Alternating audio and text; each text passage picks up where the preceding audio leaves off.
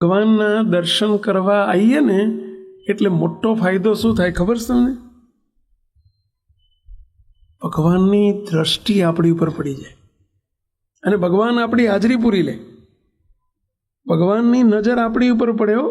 હવે આપણી નજર કોઈની ઉપર પડે ને એમાં માલ ના હોય, કારણ કે આપણી નજરમાં આ આંખે કરીને ટીવી જોયા હોય, આ આંખે કંઈ ગંદુ જોયું હોય, આ આંખે કંઈ કચરો ભર્યો હોય અંદર, એટલે એમાં આ આંખમાં દ્રષ્ટિમાં કંઈ માલ ના હોય. પણ ભગવાન આપણી સામું જોવે. ભગવાનના સંતો જેની આંખમાં પવિત્રતા છે, જે દિવ્ય છે, જેની આંખ પવિત્ર છે, દિવ્ય છે, અને એ આપણી ઉપર દ્રષ્ટિ કરે ને એટલે આપણા અંતરના પાપને બાળી નાખે. આપણી રક્ષા ચાલુ થઈ જાય. તો રક્ષા ચાલુ થઈ જાય. ગુણાતીતાનંદ સ્વામી વાતોમાં લખ્યું છે કે એવા સંતના આંખે કરીને દર્શન થાય તો આંખથી થયેલા પાપ બળી જાય.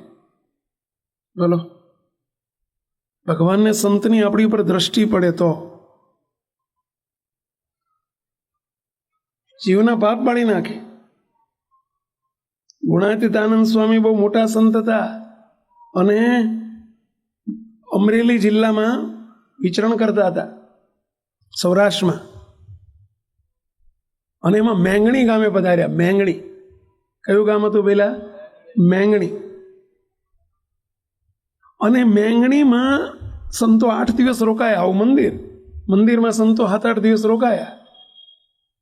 અને પછી સંતો જવા માટે નીકળ્યા. એ જમાનામાં ગાડીઓ નહોતી, ટ્રાન્સપોર્ટેશન નહોતું. શામાં જવાનું? ચાલતા, અને બહુમાં બહુ હોય તો બળદગાડા. સંતો ચાલતા ત્યાંથી 2-3 ગામ દૂર બીજું કોઈ હરિભક્તોનો ગામ હશે ત્યાં જતા હશે. સાંજના 4-5 વાગેલા. ગામના પાદરમાં ત્યાં નદી વહે, ત્યાંથી નદી પસાર થાય. તે નદીમાં સ્નાન કરીને જઈએ. પાણી હતું નદીમાં. સ્નાન કરવા માટે સંતો નદીમાં ઉતર્યા. નદીમાંથી બહાર નીકળીને સંતો થોડી વાર 8-10-15 હરિભક્તો વળાવવા આવેલા, વિદાય આપવા. વળાવવા એટલે સમજ્યા ને પેલા? સંતોને વળાવવા આવેલા, વિદાય આપવા આવેલા હરિભક્તો કે સ્વામી કંઈક આશીર્વાદ આપો છેલ્લે. સંતો 5 મિનિટ બેઠા છે. અને એ વખતે ત્યાંથી બાજુમાં રસ્તો છે ને, બાજુમાં રસ્તો છે ને પેલા, અને રસ્તા ઉપરથી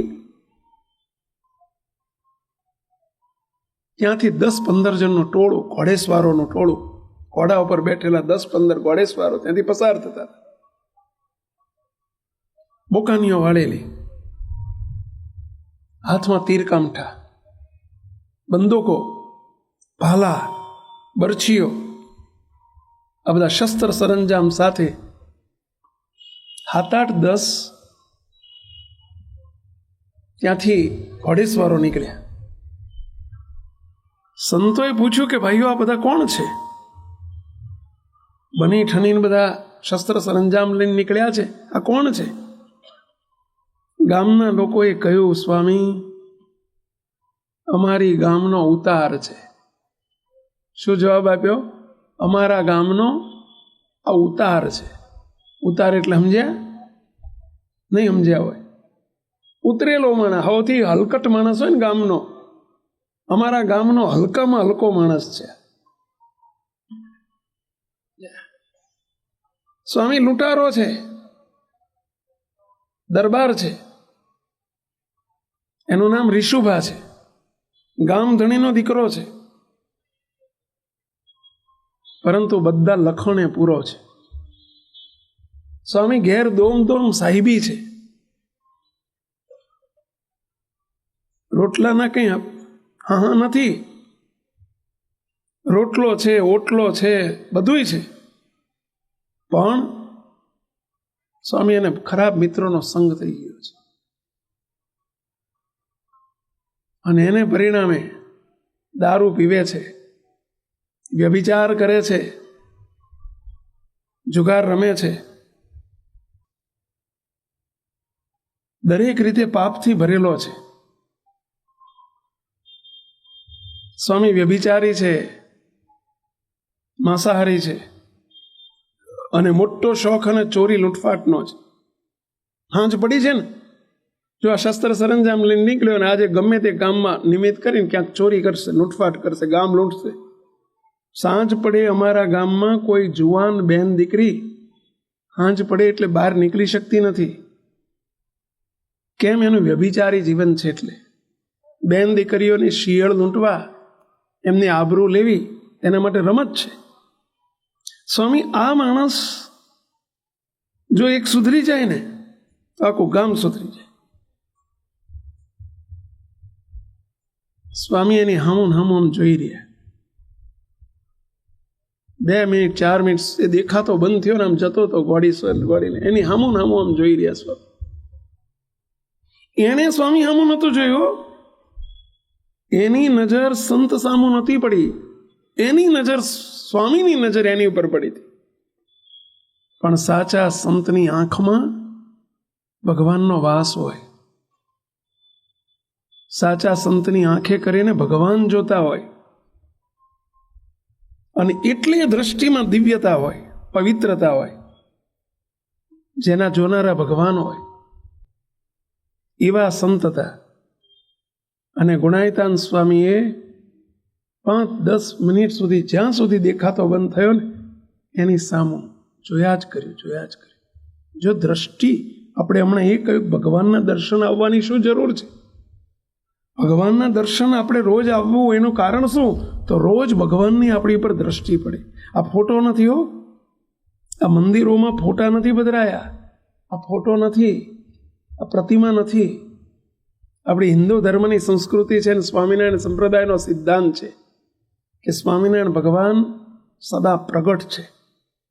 ભલે આપણને દેખાય છે પ્રતિમા, પણ એ પ્રતિમા નથી, ફોટો નથી. એ પ્રતિમા સ્વરૂપે સાક્ષાત ભગવાન છે. આપણો ભાવ અને પ્રેમ જોઈએ. તમારી ખિસ્સામાં નોટો છે, 10ની, 20ની, 50ની, 100ની, 500ની, એ દેખાય છે તો કાગળિયો છે. હકીકતમાં દેખાય કાગળિયો, છોકરાના પોત કાગળિયો જ લાગે, પણ કાગળિયું નથી, 500 રૂપિયા છે. અને એટલે તમે હાચવીને રાખો છો. કાગળિયા કોઈ દર હાચવ્યા? ભાઈ, કાગળિયું નથી. તમારો અંદરથી કાગળિયાનો ભાવ નીકળી ગયો છે. કાગળિયાના જ ગુણધર્મ હોવા છતાં ફાડો તો ફાટી જાય, પરળે તો પરળી જાય, પલાળો તો પરળી જાય, એને તમે હળગાવો તો હળગી જાય. કાગળિયાના જ ગુણધર્મ છે, છતાંય કાગળિયું નથી. તમને જીવમાંથી ગેડ પડી ગઈ છે, કાગળિયું નથી. અને એટલે ફટ દઈને તમે હાથમાં જ કોકને આપો ને દુકાનવાળાને, એટલે એની બદલામાં 500 રૂપિયાની વસ્તુ આપે. ભાઈ, હવે કાગળિયામાંથી વસ્તુ નીકળે? પણ નીકળે છે કે નહીં? કેમ? કારણ કે કાગળિયાનો ભાવ હટી ગયો છે. એટલે એમ આમાંથી પ્રતિમાનો ભાવ નીકળી જાય ને, આપણને હટી જાય ને, કે આ પ્રતિમા નથી, આ ફોટો નથી, આ સ્વયં સાક્ષાત ભગવાન છે. તો જેમ કાગળિયામાંથી રૂપિયા નીકળે છે, વસ્તુ નીકળે છે, એમ આમાંથી આપણા સંકલ્પો પસાર થઈ જાય. બધા ભગવાન છે, એ પ્રગટ ભાવ કેળવવાનો છે. અને એ રીતે જો દર્શન કર્યા હોય તો ભગવાન આપણી પર દ્રષ્ટિ કરે અને આપણા પાપ બાળી નાખે. રોજે દર્શન કરવા આવવાનો હેતુ આ છે.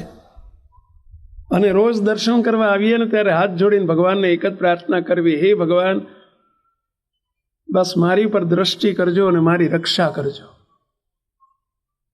અને ભગવાનની દ્રષ્ટિમાં રક્ષા સમાયેલી જ હોય. અને કદાચ તમે આવું નહીં માગો ને, માગો તો વધુ સારું, પણ નહીં માગો તોય સૂર્યના તાપમાં ઊભા રહો એટલે ડી વિટામિન ચાલુ થઈ જ જાય.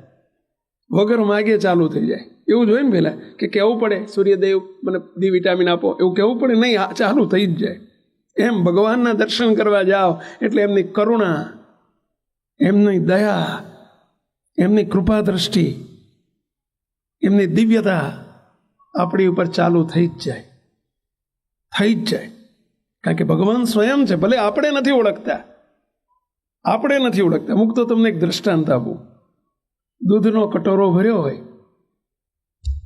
અને તમને કોઈ એમ કે આ છાશ છે, અને તમે છાશ માનીને પીવો, તો સ્વાદ છાશનો આવે કે દૂધનો આવે? હા, તમે દૂધને છાશ માનીને પીવો તો સ્વાદ દૂધનો આવે કે છાશનો આવે? હા, છાશનો આવે. દૂધને છાશ માનીને પીવો છો. ભલે માન્યું આંધળો કોઈ હોય ને એને કોઈ કે ભાઈ આ તો છાશ છે ને કદાચ પી જાય તો એને ખટાશ આવે ને એમાંથી. ના, દૂધનો જ સ્વાદ આવે. ભલે એને ખબર નથી છાશ કે દૂધ, પણ દૂધનો જ સ્વાદ આપે. એમ ભલે અમને આપણે ગમે તે ઓળખતા હોય કે ના ઓળખતા હોય, પણ એમને દર્શન કરીએ ને દ્રષ્ટિ પડે ને એટલે એ જે આપવા આવ્યા છે એ જ આપે. ભલે આપણે ન ઓળખ્યા, આજ ભગવાનની કરુણા છે ને પહેલા.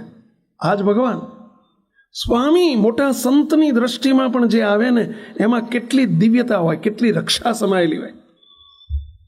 સ્વામી એને 10-15 મિનિટ સુધી જોઈ રહ્યા. આ દરબારનું નામ હતું રિશુભા દરબાર. રિશુભા ગામડામાં દરબાર હોય ને એને પાછળ ભા શબ્દ બોલાય. જનરલી અહીંયા તે તમારે દરબારોની વસ્તી હોય તો ત્યાં ભા બોલાતું હોય, અને બહેનો હોય ને એમના નામની પાછળ બા બોલાય. બા આવો રિવાજ અમારી બાજુ તો ખરો, કચ્છમાં હોય કે ના હોય, છે ને આ રિવાજ છે. રીશુભા, જટુભા, નટુભા, કનુભા, આ ભા બોલાય પાછળ. ભલે આવડા નાના હોય ને તો એ ભા બોલાય. 10 વર્ષના છોકરા હોય ને તો તે એમને આ એક આપણા સંસ્કાર ને સંસ્કૃતિ છે. આ રીશુભા પાપના પર્વત જેવો, બધા લખણે પૂરો, પરંતુ સ્વામીની દ્રષ્ટિમાં આવી ગયો. એણે સ્વામી સામુ નજર નથી કરી હો, એની દ્રષ્ટિ સ્વામી ઉપર પડી હતી, અને પરિણામ સ્વરૂપે એ કામ કરતી થઈ ગઈ, દ્રષ્ટિ કામ કરતી થઈ ગઈ. રીશુભા 40 વર્ષની ઉંમરે અંદર બધું હળી ગયું શરીરમાં, કારણ કે નાનપણથી એને પેલી સંગ ખરાબ થઈ ગયેલો ને, કુસંગના સંગે લાગી ગયેલો ને, એટલે અંદર બધું એના લીવરે હળી ગયેલું ને એના ફેફસા હળી ગયેલા, બધા વ્યસનો બહુ કરેલા ને, દારૂ પીધેલો ખૂબ, અને ખૂબ ગંદુ જીવન, એટલે બધું અંદર શરીરમાં અંદર બધું સડી ગયેલું. 40 વર્ષની ઉંમરે રીબાય ઘર બહાર નીકળી શકે એવો ન રહ્યો. હાવ શરીર આવું થઈ ગયું. ડૉક્ટરો વૈદો છૂટી પડ્યા કે આનું અંદર બધું એનું લીવર ખલાસ થઈ ગયું છે ને એના ફેફસા ખલાસ થઈ ગયા છે, એનું શરીર અંદરથી હાવ ખતમ થઈ ગયું છે. ડૉક્ટરો વૈદો છૂટી પડ્યા. એનો અંતકાળ સમય આવી ગયો. 40 વર્ષે અંતકાળ આવી ગયો. બધા હગાવાલાને બોલાવી લીધા કે હવે 1-2 દાડાનો ધણી છે, આ 1-2 ઘડીનો ગ્રાહક છે.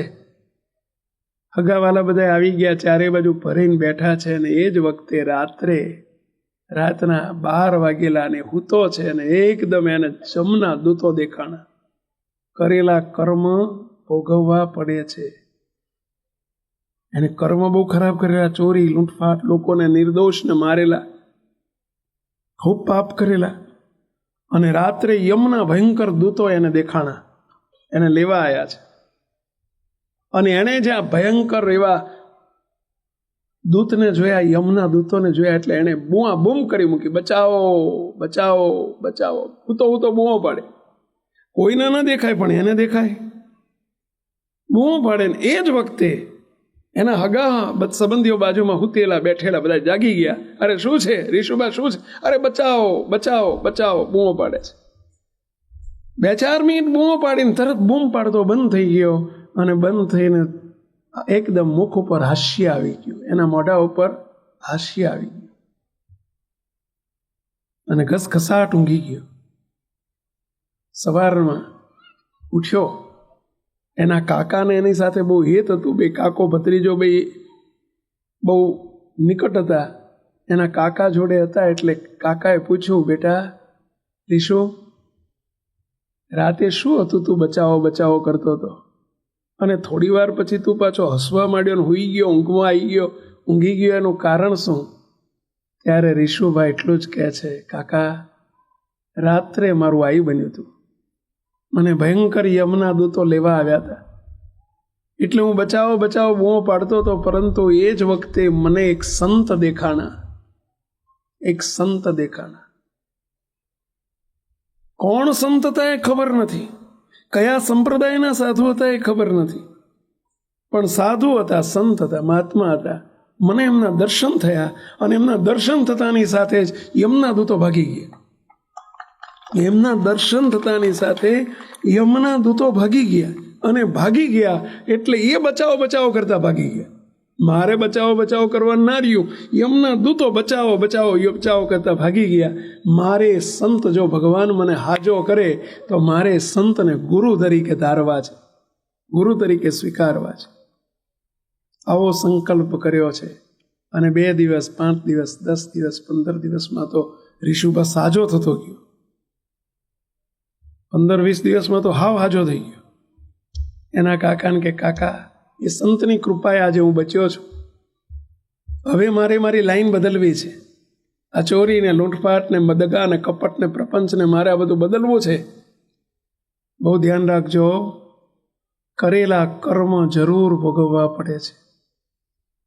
આ બધું કરીએ ને ત્યારે તો ગળ્યું લાગે, મદ જેવું લાગે, પરંતુ ભોગવવાનું આવે ને ત્યારે હસી હસીને લેવાનું ને રોઈ રોઈને ભોગવવાનું, એવું થાય. બહુ ધ્યાન રાખજો. કોઈને બાટલામાં ઉતારી દઈએ ને કોઈનું ભૂંડું કરીએ ને કોઈનું ખરાબ કરીએ ને કોઈનું પડાઈ લઈએ ને કોઈનું લઈ લઈએ. કોઈ દિવસ આપણી નીતિ આવી ન રાખતા, કોઈ. નહીતર નાના હતા ને ત્યારે અમારે ભણવામાં એક પાઠ આવતો કે દૂધનું દૂધમાં ને પાણીનું પાણીમાં. જેવું કર્યું હોય ને એ માર્ગે જ જાય બધું. અધર્મ અને અનીતિનો પૈસો ભેગો કરેલો એ માર્ગે જ જાય. આ એક નરી હકીકત છે. અપ્રમાણિકતાથી લીધેલો પૈસો, દ્રવ્ય, સંપત્તિ કોઈને દુખ્યા હોય, કોઈને લૂંટ્યા હોય, મૂકતો એ પૈસો કાં તો ડૉક્ટરોમાં જાય ને કાં તો વકીલોમાં જાય ને કાં તો કોર્ટોમાં જાય ને કચેરીઓમાં જાય ને એ પૈસો એ રીતે જ જાય. માટે બહુ સાવધાન રહેવું. આ ઋષુભાની તબિયત ધીમે ધીમે સુધરવા માંડી. 15-20 દિવસ પછી એણે કાકાને બોલાવીને કહ્યું, કાકા, પેલા સંતે મને દર્શન આપ્યા હતા અને મને બચાયો છે, નવું જીવતદાન આપ્યું છે. મારે સંતને ગુરુ ધારવા છે, ગુરુ તરીકે સ્વીકારવા છે. ચલો, પણ ક્યાં જશું આપણે? મેં સંતને જોયા છે, પણ કયું મંદિર, કયો મઠ, કયું સ્થાન, કંઈ તું થામ ઠેકાણું ખરું?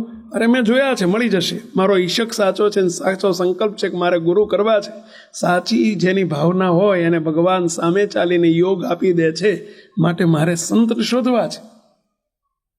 એ તો અમરેલી જિલ્લામાં રહે, ત્યાંથી ફરતા ફરતા ફરતા જાણ્યું કે જુનાગઢની ભૂમિ ઉપર, જુનાગઢ ગિરનારની તળેટી છે ને ત્યાં ઘણા સાધુ સંતો વસે છે. એ તો ગુરુજી જુનાગઢની તળેટીમાં ગયા.